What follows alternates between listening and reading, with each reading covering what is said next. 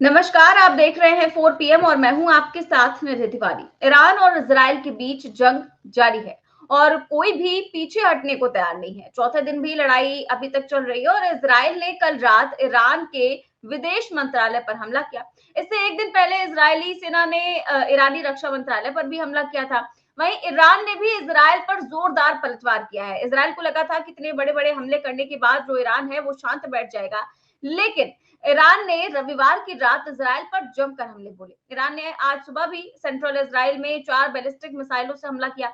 यहां तक कि इजराइल की राजधानी तेल अवीव पर भी कई मिसाइलें गिरी हैं। इस दौरान आयरन डोम इन हमलों को रोकने में नाकाम होता हुआ नजर आ रहा है। और चाहे वो तेल अवीव हो या हाइफा पोर्ट हो या इजराइल के दूसरे शहर हो, हर जगह ईरान की मिसाइलें और ड्रोन हमलों ने भारी तबाही मचाई है। सोमवार की सुबह ये जो कई सारी तस्वीरें सामने आई हैं, आपने देखी होंगी, सोशल मीडिया पर लगातार वायरल है, वो ईरान के हमलों से मची तबाही की गवाही दे रही हैं। और कई बड़ी बड़ी इमारतें जो है वो जमींदोज हो गई हैं। चारों तरफ राजधानी तेल अवीव में खौफ का आलम है। लोग सुरक्षित ठिकानों की तलाश कर रहे हैं और ईरान ने जिस तरीके से इजराइल के ईरान आयरन डोम सिस्टम को तबाह किया है, उसके बाद में तेल अवीव के सटीक ठिकानों पर हमला किया है, उसके बाद जो है वो इजराइल के होश उड़े हुए हैं।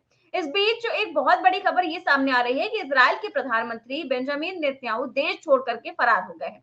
तमाम वेबसाइट्स पर ये खबर लगी हुई है और इस खबर की जो है इस वक्त बहुत ज्यादा चर्चा है कि नेतन्याहू देश छोड़ करके, इजराइल छोड़ करके फरार हो गए हैं और कहाँ गए हैं, इसको लेकर भी तमाम खबरें जो है वो छपी हुई है। तो आज हम इस पर चर्चा करेंगे कि क्या वाकई इजराइल इस वक्त में इतने डर में है, कितनी दहशत में है कि प्रधानमंत्री के को हटाकर वो ईरान के गुस्से को शांत करना चाहता है या कुछ डाइवर्ट करना चाहता है। और इसके साथ ही साथ जो ट्रंप एक बार फिर से दावा कर रहे हैं कि भाई मैंने भारत और पाकिस्तान में सीज फायर करा दिया था और अब वो दावा कर रहे हैं कि मैं दोनों देशों से बात कर रहा हूँ और मैं इसको भी शांत करवा दूंगा। तो उनके इस दावे में क्या सच्चाई है और क्या वाकई में ऐसा हो पाएगा, तमाम चीजों पर हम चर्चा करेंगे। और इस चर्चा में हमारे साथ मौजूद हैं प्रोफेसर अखिल स्वामी सर। सर बहुत बहुत स्वागत है आपका। तो सर सबसे पहले मैं यही पूछना चाहूंगी कि आपने देखा ही है कि किस तरीके से हमले लगातार ईरान कर रहा है इसराइल पर और इस वक्त उनके होश उड़े हुए हैं। और जो खबरें आई हैं इसराइल के पीएम को लेकर के कि वो देश छोड़कर चले गए हैं। देखिए, मनी कंट्रोल बहुत ही पॉपुलर वेबसाइट है, उन्होंने खबर लगाई है कि युद्ध के बीच इसराइल के प्रधानमंत्री नेतन्याहू ने छोड़ा देश, ईरान ने मार गिराया 2 F-35 लड़ाकू विमान। और इसके साथ ही एक खबर और है कि ईरान पर हमले के बाद कहाँ गए नेतन्याहू, इजराइल से उड़ा पीएम का विमान। तो सर ये खबरें जो है वो इस वक्त में लगातार आ रही हैं कि जो ईरान है उसने हमले किए और उसके बाद में जो इजराइल के प्रधानमंत्री हैं वो चले गए हैं। तो इसको लेकर के आप क्या कहना चाहेंगे? क्योंकि बहुत सारी खबरें ऐसी आई हैं और जो बेंजामिन नेतन्याहू हैं और उनका परिवार है वो देश छोड़कर चले गए हैं। दरअसल प्रधानमंत्री नेतन्याहू के आधिकारिक विमान विंग ऑफ जॉइन को बेन गवीर हवाई अड्डे से उड़ता देखा गया। इसके बाद से ही इस बात की चर्चा शुरू हो गई। हालांकि ये विमान कहाँ जा रहा है इसकी पुष्टि अभी तक नहीं हुई है। लेकिन सर क्या वाकई आपको लगता है कि इजराइल अगर इस तरीके की हरकतें कर रहा है तो आप क्या कह सकते हैं कि ये ईरान की बहुत बड़ी जीत है? और युद्ध जैसे हालात में अगर प्रधानमंत्री ही, मतलब आपका सेनापति ही अगर भाग खड़ा हो तो फिर वो सेना टिक नहीं पाती है, तो फिर वो जो जगह है, वो जो देश है वो हार जाता है। तो क्या सर वही होने वाला है इजराइल के साथ? जय संविधान। देखिए, ये जो परिस्थिति बनी है ईरान और इजराइल के बीच में, कम से कम हमारे मोदी जी को एक राहत मिली है और एक आफत पैदा हुई है। राहत ये मिली है कि पिछले 2 महीने से जो सारा का सारा नैरेटिव था वो चल रहा था पहलगांव के अंदर, वो चल रहा था ऑपरेशन सिंदूर, और उसके बाद की पूरी रणनीति, जो प्रश्न पूछे जा रहे थे मोदी जी से, वो सारे के सारे अब शांत हो गए हैं और सारा डिस्कशन जो है वो ईरान और इजराइल की तरफ चला गया है। दूसरी उनको राहत ये मिली है कि पिछले 2 दिन से जो सारा का सारा डिस्कशन और नैरेटिव सब सोशल मीडिया के अंदर चल रहा था, वो था जो अहमदाबाद के अंदर क्रैश हुआ। देखिए, बहुत सारे निधि मिथ्स टूटे हैं, बहुत सारे ऐसे मिथ टूटे हैं। F-35 को बड़ा आधुनिक विमान माना जाता था, राफेल को बड़ा आधुनिक विमान माना जाता था। ये कहा गया था कि जब ये ऑपरेशन सिंदूर हुआ तो हमारे पास S-200 था और S-200 की वजह से जितने भी पाकिस्तान के टैंक थे हमको उनको विफल कर दिया। अरे इजराइल के पास तो S-500 है और S-500 होने के बावजूद ईरान ने इजराइल को बुरी तरह से क्षत विक्षत कर दिया है। अच्छा देखिए, एक फिनोमेना और हुआ है निदेश में। इजराइल के अंदर तो प्रोटेस्ट शुरू हो गए हैं नेतन्याहू के खिलाफ और ईरान की जो कंट्री की पूरी पॉपुलेशन है वो सॉलिडेरिटी में उनके साथ खड़ी हुई है। केवल ईरान की जनता उनके साथ नहीं खड़ी है। आज के तारीख में इराक के अंदर अमेरिका के एयरबेस हैं और अमेरिका ने ये बड़े कूटनीतिक रूप से ये काम किया था कि जितने भी इजराइल और ईरान के आसपास के जितने भी इलाके हैं, जितने भी कंट्रीज हैं, वहां अपने एयरबेस बना लिए थे अमेरिका ने। ये सोचा था कि अगर मुझे इजराइल की कभी मदद करनी होगी तो मैं इन एयरबेस का उपयोग करूंगा। अच्छा, यही ईरान ने भी रणनीति अपनाई थी। ईरान ने क्या किया था, चाहे वो हूती लोग हों, चाहे वो हमास हो, चाहे वो जितने भी इस प्रकार के संगठन हैं, उनको फाइनेंशियली सपोर्ट किया, तो एक दूसरे के खिलाफ लोगों ने गोटियां बिछा दी थी। अब देखिए क्या हुआ। ईरान चाहता था कि वो मुस्लिम जो कंट्रीज हैं उनकी लीडरशिप ले ले। बड़ा देश है, इसमें कहीं कोई डाउट नहीं है। अच्छा, इराक, आप जानती हैं कि ईरान ने इराक के ऊपर हमला किया था और इराक को एक प्रकार की शत्रुता है क्योंकि इराक के अंदर जो है वो सुन्नी पॉपुलेशन ज्यादा है और ईरान के अंदर शिया पॉपुलेशन ज्यादा है। पाकिस्तान के अंदर भी सुन्नी पॉपुलेशन ज्यादा है, भारतवर्ष के अंदर भी सुन्नी पॉपुलेशन ज्यादा है। तो ईरान ये चाहता था कि जो मुस्लिम कंट्रीज हैं उनकी लीडरशिप उसको मिल जाए। इजराइल के इस हमले ने ऑटोमेटिकली वो मुस्लिम लीडरशिप ईरान के हाथ में सौंप दी। इराक ने मना कर दिया। इराक ने कहा अमेरिका से कि हमारे यहां जो आपके एयरबेस हैं इनका उपयोग आप ईरान के खिलाफ नहीं करेंगे। दूसरा, जो सऊदी अरेबिया जो अमेरिका का सबसे विश्वस्त साथी है उस क्षेत्र में, वो ईरान के साथ खड़ा हो गया। नॉर्थ कोरिया ईरान के साथ खड़ा हो गया। रूस और चीन पूरी तरह से उसके साथ हैं। तो ऐसा अर्थगणित बन गया है आज के तारीख में। इजराइल ने जो अमेरिका के कहने पे, वैसे तो अमेरिका ने कहा कि हमारी मंजूरी से आक्रमण नहीं किया था इजराइल ने, लेकिन एक तरफ ये भी कहा, दूसरी तरफ ये भी कहा कि हमें पता था ये हमला होने वाला है। अच्छा, ये हमला क्यों हुआ था? हमला इसलिए हुआ था कि अमेरिका चाहता है कि ईरान अपने न्यूक्लियर इंस्टॉलेशंस को और उसकी प्रगति को आगे रोक दे। ईरान तैयार नहीं था, वो काम करता जा रहा था। इजराइल ने अटैक करके उनके साइंटिस्टों को मारा और ईरान के बड़े बड़े नेताओं को मारा। और क्योंकि वो अमेरिका के इशारे पे उनके जो न्यूक्लियर एम्बिशंस है उनको रोकना चाहता था। अच्छा, ईरान ने जो काउंटर अटैक किया पूरा मुस्लिम वर्ल्ड साथ आ गया। अच्छा, चीन आज के तारीख में सबसे एडवांटेजियस पोजीशन में है। मैं एनालिसिस कर रहा था निधि, भारत पाकिस्तान के बीच में भी सबसे एडवांटेजियस पोजीशन में चीन है, जिसको हम नहीं चाहते क्योंकि हमारा दुश्मन राष्ट्र है। यहां भी उसको मस्ती आ गई, दोनों हाथ में लड्डू थे। ईरान और इजराइल के बीच में भी चीन के दोनों हाथ में लड्डू हैं। उसे फायदा यह हो गया कि अब ये सोचिए आप, ये जो लड़ाई हो रही है इजराइल और ईरान के बीच में, ये मुसलमान और यहूदियों के बीच में, एक तरह से क्रिश्चियन और मुसलमानों के बीच की हो गई है। अच्छा, चाइना के अंदर मुस्लिम पॉपुलेशन है लेकिन बहुत कम है। माने एक तरह से ना क्रिश्चियन पॉपुलेशन ज्यादा है ना मुस्लिम पॉपुलेशन ज्यादा है। उनका एक अलग प्रकार का अपना एक बौद्ध रिलीजन है। तो चाइना अगर ईरान के साथ खड़ा हो जाता है तो मेजॉरिटी मुस्लिम राष्ट्र के साथ उसको गठजोड़ बनाने का फायदा हो जाता है। और इजराइल के साथ अगर अमेरिका खड़ा होता है तो वो केवल क्रिश्चियन लीडरशिप की तरफ खड़ा हो जाता है। अच्छा, अब मुश्किल ये हो गई है, इसीलिए अमेरिका ने कहा हम सीजफायर कराना चाहते हैं और हमारी तरफ से कोई आक्रमण नहीं होगा, हमारे ऊपर न करो। अमेरिका जैसा देश ये कह रहा है ईरान से, क्यों? ईरान ने कह दिया था कि हम केवल इजराइल को नहीं तोड़ेंगे बल्कि हम उन देशों को भी तोड़ेंगे जो इजराइल के साथ खड़े होंगे। अब आप सोचिए, अमेरिका को यह कहना पड़ा कि we are not going to interfere but don't attack us, defensive. अच्छा, अमेरिका के अंदर निधि आपको पता होगा एक मैच चल रहा था। अच्छा, हजारों की भीड़ थी एक लड़का और एक लड़की वहां खड़े हुए, उन्होंने फ्री पैलेस्टीन करके नारा लगाया। अमेरिका की पुलिस आ गई, उनको पकड़ लिया।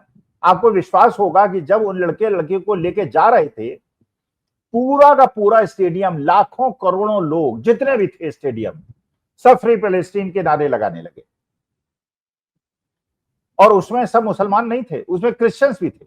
भाई अमेरिका की ब्यूटी आप देखिए, वहां पे जो ट्रंप के खिलाफ आंदोलन चल रहा है, जिसमें लाखों लोग सड़कों पे हैं, जब उनकी आर्मी परेड चल रही थी, डोनाल्ड ट्रंप की बर्थडे मनाई जा रही थी, लाखों लोग सड़कों पे थे, और डोनाल्ड ट्रंप की बेटी भी उस आंदोलन में डोनाल्ड ट्रंप का विरोध कर रही थी। तो एडवांटेजेस पोजीशन किसकी हुई? रूस भी उलझा हुआ है, अमेरिका बहुत दूर बैठा हुआ है। अच्छा, चाइना सप्लाई करनी शुरू कर दी, बल्कि यहां तक खबरें हैं, अपुष्ट खबरें हैं, पाकिस्तान का न्यूक्लियर, अच्छा पाकिस्तान ने नॉर्थ कोरिया को भी न्यूक्लियर पावर बना दिया, पाकिस्तानी की टेक्नोलॉजी से बना। ईरान में भी जो हो रहा है वो भी पाकिस्तान की टेक्नोलॉजी से हो रहा है। इसका मतलब यह है कि आपने अब मोदी जी को, अच्छा एक और नई खबर है, आपने सुनी होगी, इजराइल जिसको भारतवर्ष वाले सनातनी मानते हैं, उन्होंने एक एक्स की पोस्ट की, और उस पोस्ट के अंदर जम्मू एंड कश्मीर को पाकिस्तान का हिस्सा दिखा दिया इजराइल ने। विश्वास नहीं होगा आपको, लेकिन जब ये दिखा दिया तो भारत ने प्रोटेस्ट किया। अच्छा, उन्होंने खेद तो प्रकट किया, लेकिन पोस्ट को नहीं हटाया। अब इसका मतलब समझिए आप। अच्छा, भारत को अब ये समझ में नहीं आ रहा है किसके साथ खड़ा हो। बाकी देश तो, अच्छा युद्ध विराम तो ऐसी चीज है, सबको समर्थन करना चाहिए भाई, बुद्ध के देश है ना, युद्ध के देश तो है नहीं, लेकिन भारत ने एब्सटेन कर दिया। भाई मुश्किल ये हो गई है भारतवर्ष के साथ हमारे मोदी जी की विदेश नीति। अच्छा, मोदी जी कहां गए? साइप्रस। निधि ये बताओ, साइप्रस की पॉपुलेशन कितनी है, कितना बड़ा देश है, और उसकी विशेषता क्या है? साइप्रस की दो विशेषताएं हैं। पहला, वो टैक्स हेवन है, ब्लैक मनी का केंद्र है। जैसे मॉरिशस ब्लैक मनी का केंद्र है, वैसे साइप्रस भी ब्लैक मनी का केंद्र है। और नंबर दो, गौतम अडानी जी के बड़े भाई साइप्रस के सिटीजन हैं। अब आप समझ लीजिए, अब आप समझ लीजिए, इसका मतलब यह है साइप्रस जा रहे हैं और वहां के सर्वोच्च सम्मान से सम्मानित हो रहे हैं। अरे साइप्रस जो है, अब मोदी जी, अब भक्तों के लिए बड़ी मुश्किल ये हो गई है। अब वो पहलगांव के अंदर जो हुआ उसका भी जवाब नहीं दे पा रहे, पुलवामा के अंदर हुआ उसका भी जवाब नहीं दे पा रहे, अहमदाबाद के अंदर निधि तुम खुद सोचो, कॉमन सेंस से तुम्हारे दर्शक श्रोता भी सोचें। एक प्लेन क्रैश हुआ, मलबा जमा था। जब मलबा जमा होता है, सबसे पहले अग्निशमक विभाग वाले क्या करते हैं? मलबे को हटाते हैं, क्योंकि मलबे के नीचे कुछ लोग दबे मिल सकते हैं और दबे मिलों की जान बचाई जा सकती है। लेकिन मोदी जी को आना था, इसलिए मलबा नहीं हटाया गया। जब मोदी जी आ गए, फोटो शूट हो गया, हर एंगल से फोटो खिंच गई, तब वो मलबा हटा। अच्छा, कंपेंसेशन डॉक्टर्स को नहीं मिलेगा, बेचारे जो खाना खा रहे थे, वो प्लेन आके क्रैश हो गया और उनको मार दिया गया, उनको कंपेंसेशन नहीं मिलेगा। अरे क्या निकम्मापन है भाई निधि, शर्म आती है मुझे तो। और जा रहे हैं साइप्रस। अभी तो अगले एक दो दिन में आपको पता चलेगा G7 में हुआ क्या।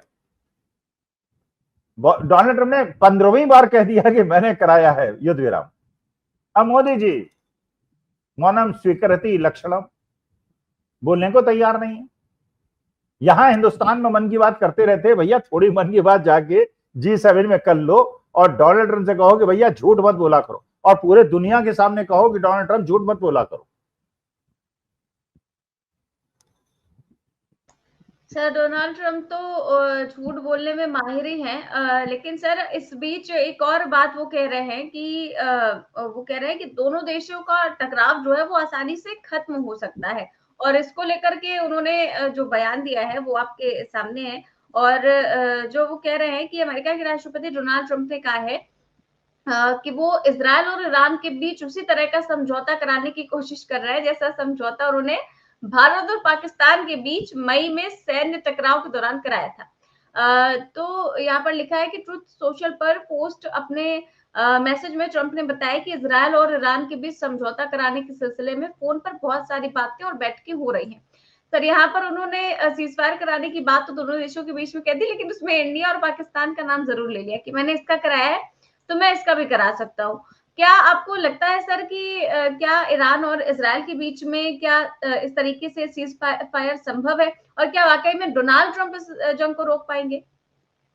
देखिए, उसका बिल्कुल सीधा सीधा जवाब यह है, ये लड़ाई होती ही नहीं। ये लड़ाई होती ही नहीं अगर आपने ईरान के जो न्यूक्लियर एम्बिशंस हैं उनको रोकने का प्रयास न किया होता। इजराइल ने फर्स्ट अटैक किया ना भाई। आप अमेरिका तो खुद अपने न्यूक्लियर पावर के बल पे पूरे विश्व के अंदर आतंक मचाता है, जहां मनाता है जो कर लेता है। भाई आप या तो अपने न्यूक्लियर वेपन्स को नष्ट कर दो, पूरे विश्व पे तब दादागिरी करो। भारत को भी नहीं बनाने दोगे, पाकिस्तान को भी नहीं बनाने दोगे, नॉर्थ कोरिया को भी नहीं बनाने दोगे, लेकिन खुद बनाओगे। ये कौन सी दादागिरी है भाई? अगर ये अच्छा, फिर समझौता अगर कराओगे तो ईरान तो यही कहेगा ना, भैया मैं बाकी चीजें मानने के लिए तैयार हूं, ये दे रहा हूं तो मैं कर लूंगा, लेकिन न्यूक्लियर एम्बिशंस को नहीं रोकूंगा। फिर अमेरिका क्या करेगा भाई? ये तो वही बात हुई ना कि खाया पिया गिलास फोड़े बारे आना और खाया पिया कुछ नहीं। अरे अगर लड़ाई ही शुरू करने की क्या आवश्यकता थी? अगर न्यूक्लियर एम्बिशंस को नहीं रोकना था, और ये मानेगा नहीं। अच्छा, इजराइल के पास वो टेक्नोलॉजी नहीं है ईरान के उन न्यूक्लियर इंस्टॉलेशन को तोड़ दे जो कि जमीन के नीचे उन्होंने बना रखे हैं। वो टेक्नोलॉजी अमेरिका के पास है। अमेरिका सीधे युद्ध में उतरना नहीं चाहता। अच्छा, भारत और पाकिस्तान को इक्वेट कैसे कोई कर सकता है? अच्छा, अब आजकल सोशल मीडिया देखिए, आप फेसबुक देखिए निधि, भारतीय जनता पार्टी के समर्थक आजकल जानते हैं क्या कहते हैं? ये पुल बनाया, या पाकिस्तान की औकात नहीं है ये पुल बना दे। अपना कंपैरिजन भी ये लोग मानसिक स्तर पे पाकिस्तान से ही करने लगे हैं। हम लोगों ने 11 साल छोड़ दीजिए, उसके पहले कभी पाकिस्तान से अपने को कंपेयर नहीं किया। हमने अपने को कंपेयर किया फ्रांस से, ब्रिटेन से, जर्मनी से, चाइना से। अब भक्तों के पास कंपैरिजन के लिए केवल पाकिस्तान बचा है। अरे जिस प्रकार का पुल तुमने बनाया है, इससे 10 गुने बेहतर पुल, डैम और टेक्नोलॉजी चाइना डेवलप कर सकता है। You should be careful, you should be cautious. Pakistan जैसे निकम्मे और तुच्छ रास्ते अपना कंपैरिजन करते हो भैया, तुम भक्तों से मैं बहुत परेशान।